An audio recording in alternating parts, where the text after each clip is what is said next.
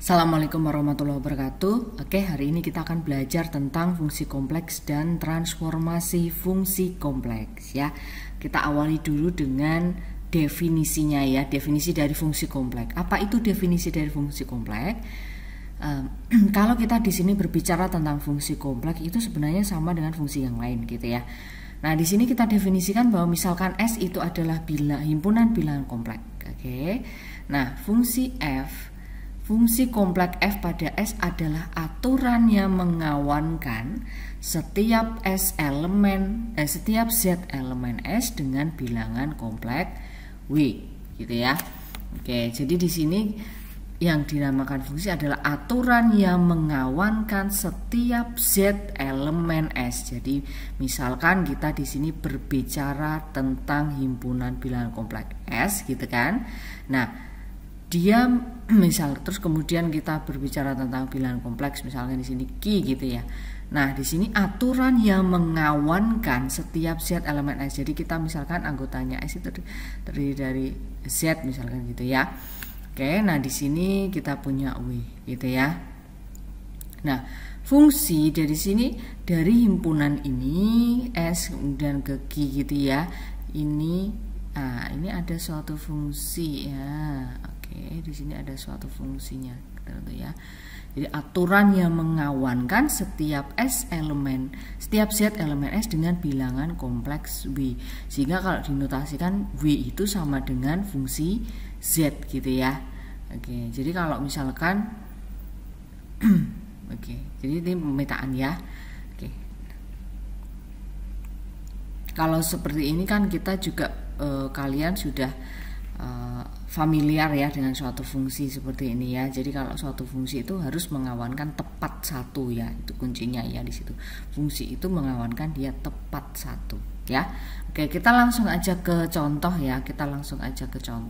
Nah, misalkan kita punya suatu contoh di situ, kali kita berbicara tentang fungsi Z-nya adalah 2Z plus 1 ya. Kita diminta untuk menentukan fungsi 2i-nya. F2i-nya atau fungsi 2i-nya di situ. Apa fungsi 2i-nya? Jadi kita punya fungsi Z-nya adalah 2Z plus 1, maka fungsi 2i-nya berarti apa? Mengganti setiap unsur Z-nya dengan 2i. Berarti fungsi 2i-nya sama dengan apa? 2 ya, Z-nya disubstitusi dengan siapa? 2i gitu kan. Seperti biasa ini ya. Seperti pada umumnya, fungsi pada umumnya yang sudah pernah kalian pelajari sebelumnya. Begitu ya. Jadi sini 4i plus 3i sehingga hasilnya adalah 7i. Begitu ya. Oke, kita ke contoh yang kedua. Nextnya. Oke. Nah, sekarang kita punya contoh yang kedua, itu fungsi XY. Kalau tadi kita berbicara tentang fungsi Z, fungsi Z itu kan berkaitan dengan XY. Nah, sekarang diketahui dalam bentuk XY gitu ya. Fungsi XY-nya itu adalah 6x plus 2y. Nah, hati-hati kalian di sini harus membaca setiap yang diketahui dan perhatikan apa yang ditanyakan. Di sini yang diketahui dalam bentuk XY. Oke, yang diketahui dalam bentuk XY. Pertanyaannya adalah kalian diminta untuk menentukan fungsi Z-nya. Oke, nah maka gimana caranya? Apakah kalian hanya mengganti unsur X-nya dengan ini? Oh, X-nya kita ganti dengan Z, berarti 6Z plus 2IZ. Nggak bisa begitu, gitu ya. Jadi harus diperhatikan kalau yang ini tadi kan dia Z itu bisa dinyatakan dalam bentuk XY X plus Y gitu kan, atau X kalau dalam koordinat kan X, Y itu bisa langsung dimasukkan. Tapi kalau ini beda lagi kasusnya ya, dia yang diketahui adalah XY-nya, kita diminta dalam bentuk fungsi Z-nya. Maka apa yang perlu dilakukan? Bagaimana mengubah X ini supaya dia menjadi dalam bentuk Z? Caranya gimana? Kalian ingat bahwa Z itu, ini kuncinya ya, adalah X plus Y ya. Nah, terus ingat kembali Z sekawan, kalian masih ingat kalau Z itu X plus Y, Z sekawannya apa?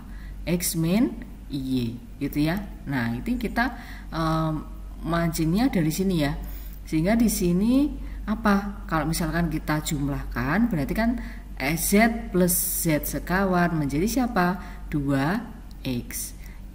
plus Y min Y kan 0 ya di sini ya, sehingga di sini Z plus Z sekawan sama dengan 2X, maka X nya siapa berarti Z plus Z sekawan per 2. Nah kita punya X nya ini, nah X nya ini, oke sini kita ketemu. Oke, X ketemu, sekarang kita cari siapa Y nya, berarti kita tinggal ubah lagi, ini kan kali ditambah, nah sekarang dikurangi, misalkan X Y ini sekawan Z nya adalah X min Y, nah kita kurangi coba sekarang, berarti apa? Berarti Z min Z sekawan sama dengan siapa? Ini plus ya, plus Y min Y, berarti jadinya apa? Plus ya, 2 I Y gitu kan ya. Oke, nah berarti Y nya siapa? Y nya adalah Z min Z sekawan per 2 I, itu untuk Y nya. Nah sekarang kita sudah punya X nya apa, Y nya apa. Nah baru kita substitusikan ke dalam bentuk Z nya, berarti fungsi Z nya siapa? 6, X nya diganti dengan siapa? X nya diganti dengan ini gitu ya. Berarti siapa? Z plus Z sekawan per siapa? 2 ditambah dengan 2I, siapa berarti? Z min Z sekawan per 2I gitu kan. Nah sekarang disederhanakan saja, 6 dikalikan dengan ini berarti kan menjadi apa? 3 Z plus Z sekawan plus ini apa? 2I dikalikan dengan ini kan bisa 2I per 2I ya, berarti tinggal apa? Z min Z sekawan. Oke, nah sekarang kita proses saja tuh ya. Ini berarti apa? Ini kan berarti 3Z plus 3Z sekawan plus Z min Z sekawan. Berarti hasilnya jadinya fungsi Z-nya adalah, kita jumlahkan yang Z dengan Z, yang sekawan dengan sekawan. Berarti tinggal apa? 4Z plus berapa itu? 2Z sekawan. Lah inilah F Z-nya atau fungsi Z-nya. Begitu ya caranya ya. Jadi diperhatikan apa yang diketahui, yang ditanyakan dipahami betul ya. Oke. Itu adalah tentang fungsi kompleks. Nah, sekarang kita berbicara tentang transformasi fungsi kompleks. Apa itu transformasi fungsi kompleks?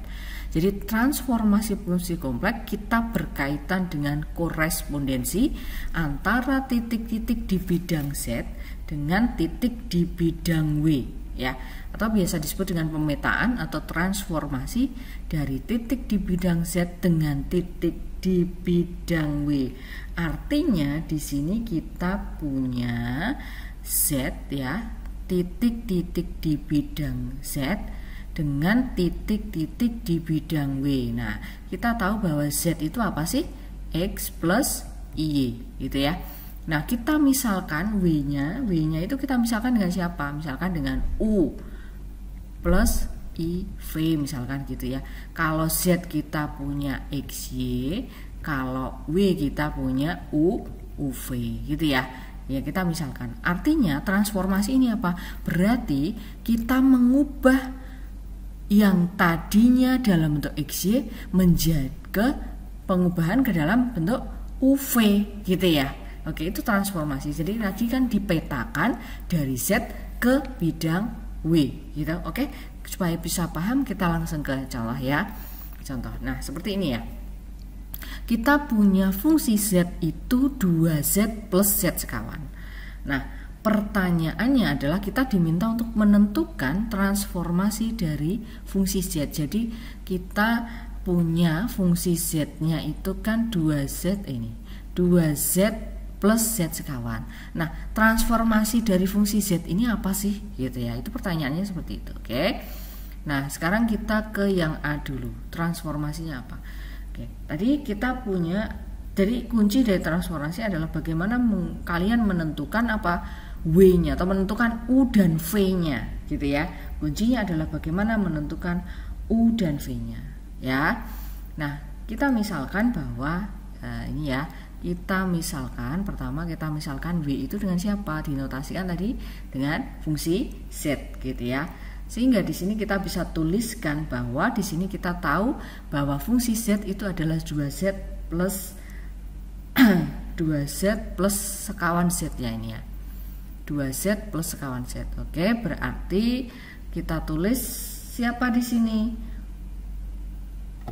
W ini berarti W sama dengan fungsi Z sama dengan 2Z plus sekawan Z. W itu tadi bisa dituliskan dengan siapa? W itu dengan siapa? U plus IV ya. U plus IV sama dengan siapa? 2. Jadi unsur yang ada di W kita ganti menjadi UV.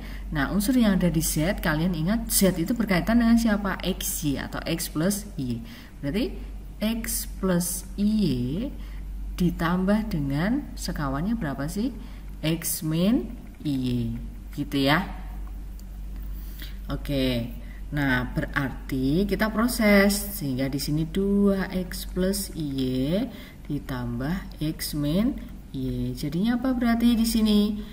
Y plus Y min Y kan 0 ya. Berarti di sini tinggal 3x. Berarti di sini apa? U plus IV sama dengan 3x. Kalian perhatikan nah sekarang tugasnya adalah kalian tentukan mana yang real, mana yang imajiner. Mana? Berarti 3x itu real apa imajiner sih? Real. Maka kita misalkan U-nya dengan siapa? 3x. U-nya itu kita ambil yang bagian realnya karena sama-sama real. U itu bagian real. V-nya adalah bagian imajiner, gitu ya. U-nya adalah 3x ya. Nah, V-nya berarti apa? Bagian imajinernya siapa di situ? 0 ya. Oke. Nah, di sini berarti kita sudah ketemu U-nya, sudah ketemu V. Nah, inilah yang dinamakan dengan transformasinya, gitu ya. Jadi apa? Jadi transformasinya ini tadi kurang ya. Transformasinya adalah siapa? Ya ini U sama dengan 3x. V-nya siapa? V-nya adalah 0. Gitu ya. Oke, nah sekarang yang B gimana? Yang B itu pertanyaannya adalah tentukan transformasi dari fungsi. Nah, ini ada titiknya adalah 2, 3 ya. Tinggal di sini berarti siapa? X-nya yang diketahui adalah 2, Y-nya adalah 3.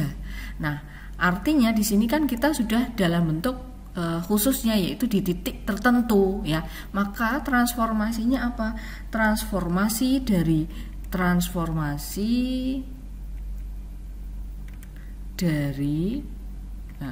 fungsi 2, 3. Nah, sekarang transformasinya apa di sini berarti? Transformasinya tadi kan FZ-nya diketahui ini ya. FZ-nya diketahui ini. Nah, ini berupa titik dengan soal yang masih sama seperti itu. Maka kita tinggal masukkan, tidak perlu cari ulang lagi ya. Karena tadi kan sudah dicari U-nya apa, V-nya apa. Berarti titiknya tinggal kita masukkan. Berarti U-nya, titiknya, X-nya ini diganti dengan siapa? Dari titik yang diketahui yaitu 2. Berarti U-nya adalah 2. U-nya adalah 3 dikalikan dengan siapa? 2, yaitu 6. Nah, V-nya karena awalnya 0, kan tidak ada unsur Y-nya di sini ya. Maka di sini ya V-nya tetap 0. Jadi transformasinya dari fungsi di titik 2, 3 ini adalah U-nya 6, V-nya 0. Begitu ya. Oke.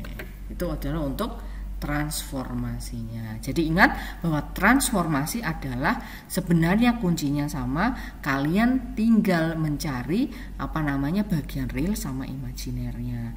Jadi tugas kalian adalah mengubah dari bentuk XY, tadi tentukan ya, kelompokkan mana yang imajiner, mana yang real, dan tentukan mana yang merupakan U-nya, V-nya. U-nya itu ingat bahwa U-nya adalah realnya, V-nya adalah imajinernya. Begitu ya.